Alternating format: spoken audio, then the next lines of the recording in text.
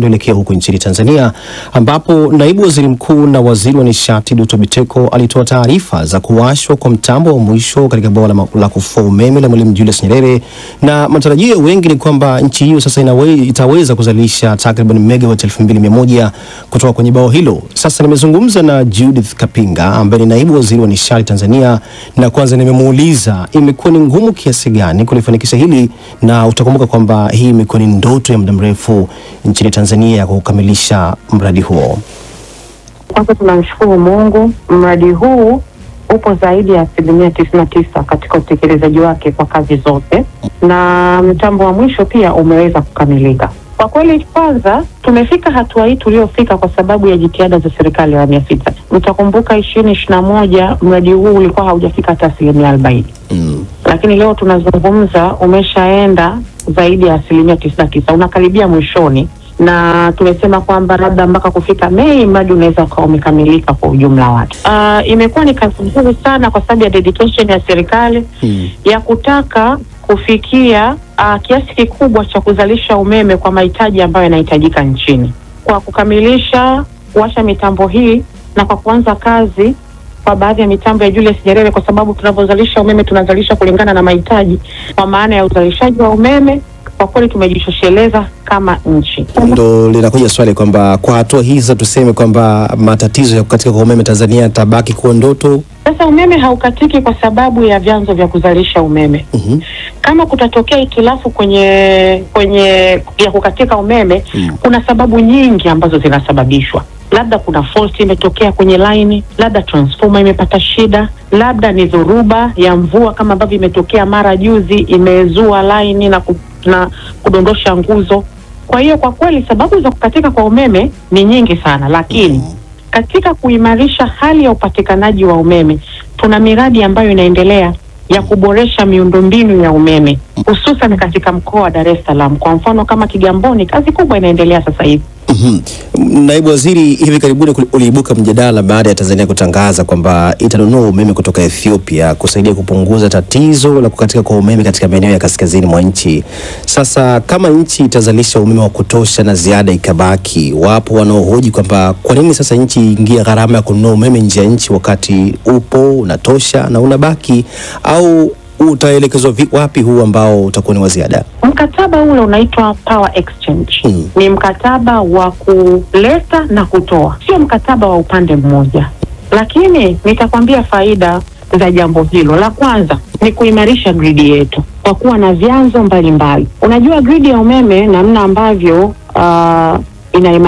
inaimarika kwa kuwa na vyanzo vya uzalishaji tofauti tofauti. Wengi wanafahamu hapa sisi tuna chanzo cha maji, lakini vile vile tuna chanzo cha gesi. Umeona vyanzo vingine ni vidogo mno.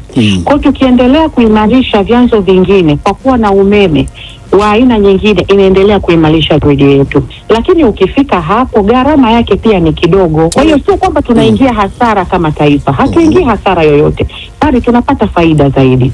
Unaposema mnaimarisha miundombinu ya umeme, manake ni kwamba itakapokamilika miundombinu ya umeme mtapunguza pia pengine kuchukua umeme nje ya nchi, kwa sababu mtakuwa na umeme ndani ya nchi ambao utaweza kuifikia nchi nzima. Kwa maana hiyo bado tutaendelea kushirikiana na nchi nyingine. Ngoja nikuambie, sisi tuna mashirikiano ya kimataifa. Tuna kitu kinaitwa East African Power Pool. Ni makubaliano ya nchi zilizokuwa ukanda wa mashariki mwa Afrika kwenye kushirikiana kwenye masuala ya kuimarisha hali ya upatikanaji wa umeme. Naam, huyu ni Judith Kapinga ambaye ni naibu waziri wa nishati nchini Tanzania, ambapo nilizungumza naye kuhusiana na masuala ya umeme nchini humo. Na sasa tuelekee nchini Sudani Kusini, ambapo makamu wa kwanza wa rais wa Sudani Kusini Riek Machar ameishutumu Uganda kwa kukiuka marufuku ya silaha ya Umoja wa Mataifa kwa kuingia nchini humo na vikosi vya kijeshi vya anga na kufanya mashambulizi kuzunguka nchi hiyo. Mengi zaidi anaarifu Grace Kabogo. Katika barua yake aliyoituma kwenda kwa Umoja wa Mataifa, Umoja wa Afrika na Jumuiya ya Maendeleo na Ushirikiano wa Nchi za Pembe ya Afrika IGAD, Machar amesema uvamizi wa jeshi la Uganda nchini Sudan Kusini umekiuka makubaliano ya amani ya mwaka 2018 ambayo yalivimaliza vita vya wenyewe kwa wenyewe vilivyodumu kwa miaka 5. Uganda imesema ilipeleka wanajeshi wake Sudan Kusini mapema mwezi huu kutokana na kuvunjika kwa uhusiano wenye uhasama kati ya Machar na Rais Salva Kiir. Barua hiyo iliyoandikwa na Machar Machi 23 imeeleza kuwa vikosi vya Uganda kwa sasa vinafanya mashambulizi ya anga dhidi ya raia, akihimiza Uganda iwekewe shinikizo la kuwaondoa wanajeshi wake. Msemaji wa ofisi ya Machar amethibitisha ukweli wa barua hiyo iliyoonekana na shirika la habari la Reuters. Hata hivyo, wasemaji wa majeshi ya Uganda na Sudan Kusini hawakupatikana mara moja kutoa maoni yao kuhusu uwezekano wa ukiukaji wa marufuku ya silaha iliyowekwa tangu Julai mwaka 2028. Wiki iliyopita bunge la Uganda liliidhinisha kupelekwa wanajeshi Sudan Kusini. Waziri wa ulinzi wa Uganda Jacob Maxson Oboth alisema kupelekwa kwa wanajeshi hao kulikuwa na lengo la kuzuia janga la kiusalama katika taifa hilo. Mwanzoni mwa mwezi Machi, vikosi vya usalama viliwakamata washirika kadhaa wakuu wa Machar kufuatia mapigano katika eneo la kaskazini mashariki kati ya jeshi na wanamgambo wa kikabila wa White Army ambao serikali inawashutumu kwa kumuunga mkono Machar. Hata hivyo, chama cha Machar cha SPLM-IO kinakanusha kuwa na mafungamano yoyote na White Army. Aidha, mjumbe maalum wa Umoja wa Mataifa kwa ajili ya Sudan Kusini Nicholas Haysom ameonya kuwa kuongezeka kwa matamshi ya chuki kunaweza kuirudisha tena nchi hiyo kwenye mzozo wa kikabila. The political and security situation. Hali ya kisiasa na kiusalama inazorota kwa kiasi kikubwa tangu White Army walipovamia kambi ambazo awali zilikuwa zinakaliwa na vikosi vya Sudan Kusini huko Nasir Machi 4. Mashambulizi haya holela dhidi ya raia yanasababisha hasara kubwa na majeraha ya kutisha, ikiwemo kwa wanawake na watoto, Including 2 women and children. Wakati huo huo, msemaji wa vikosi vya SPLM-IO Lam Paul Gabriel amesema moja ya kambi zake za jeshi karibu na mji mkuu Juba ilishambuliwa jana usiku, huku Marekani ikionya kwamba ina wasiwasi mkubwa kutokana na kuongezeka kwa ghasia kati ya makundi mawili hasimu. Waziri wa habari wa Sudan Kusini hakupatikana mara moja kuzungumzia madai hayo. Shukran Grace Kabogo kwa ripoti hiyo. Mamlaka za Uturuki zimewakamata waandishi kadhaa wa habari kama sehemu ya shinikizo dhidi ya maandamano iliyoibuka baada ya kumshikilia meya wa Istanbul Ekrem İmamoğlu ambaye ni mpinzani mkuu wa Rais Recep Tayyip Erdogan. İmamoğlu alikamatwa na kuvuliwa umea kwa tuhuma za kuhusishwa na rushwa, hatua iliyozusha maandamano makubwa ambapo zaidi ya watu 1000 wamekamatwa hadi sasa. Mwenzangu Bruce Amani amezungumza na Mohamed Abdulrahman ambapo alianza kwa kumuuliza meya İmamoğlu ana kipi kiasi cha kusababisha maandamano makubwa hivyo. Nafikiri muhimu zaidi kinachosababisha maandamano hayo ni kwamba Waturuki kwa sehemu kubwa wamechoshwa na utawala wa muda mrefu wa Erdogan. Bila shaka wanatambua kwamba Erdogan ameweza kuleta mabadiliko makubwa katika kipindi chake cha uongozi cha takriban miaka 21 hivi, lakini wakati huo wanahisi kwamba wakati umefika kwake kupumzika na kuiacha demokrasia ifanye kazi. Tatizo kubwa ni kwamba huyu Ekrem İmamoğlu ametokeza kuwa ndiye mpinzani mkubwa zaidi wa Erdogan, na hasa uchaguzi ujao pengine Erdogan anaona atakuwa na kazi ngumu. Kwa hivyo hii ni sehemu ya ule mkakati wa Erdogan wa kupambana na wapinzani wake wa kisiasa, na sio tu kupambana nao kwa njia ya kuwakamata na kuwafunga, ikiwa ni pamoja na waandishi wa habari na wanasiasa wengine wa upinzani, lakini pia ameweza kuidhibiti mahakama na vyombo vingine vya dola na kuvitumia katika azma yake hiyo.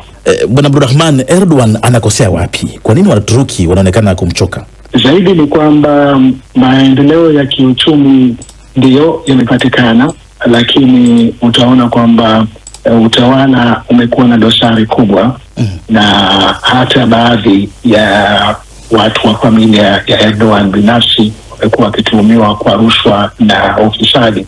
Kwa hivyo ukizingatia hayo na mengineyo, sababu ni nyingi, utakuta kwamba watu wanahisi baada ya miaka 20 labda kungekuwa na uongozi mwingine katika kuifanya demokrasia iweze kufanya kazi barabara. Haya maandamano yamekuwa ni amani, lakini pia yamegeuka kuwa vurugu, polisi wakikabiliana na waandamanaji, na hii pia inaathiri masoko ya hisa.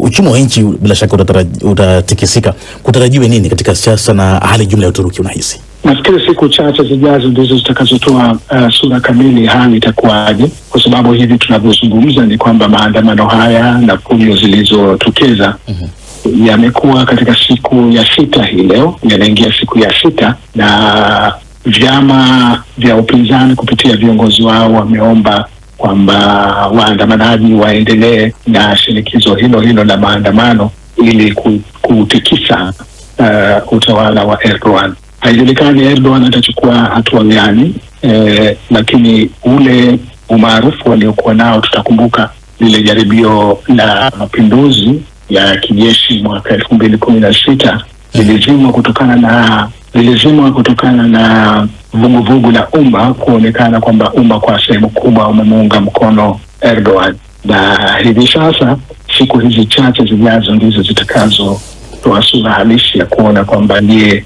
hali ile inaweza kujirudia na uungaji mkono wake mbele ya umma uko katika nafasi gani hivi sasa. Naam, huyu ni mwenzangu Bruce Abana alipozungumza na Mohamed Abdulrahman kuhusiana na maandamano huko nchini Uturuki.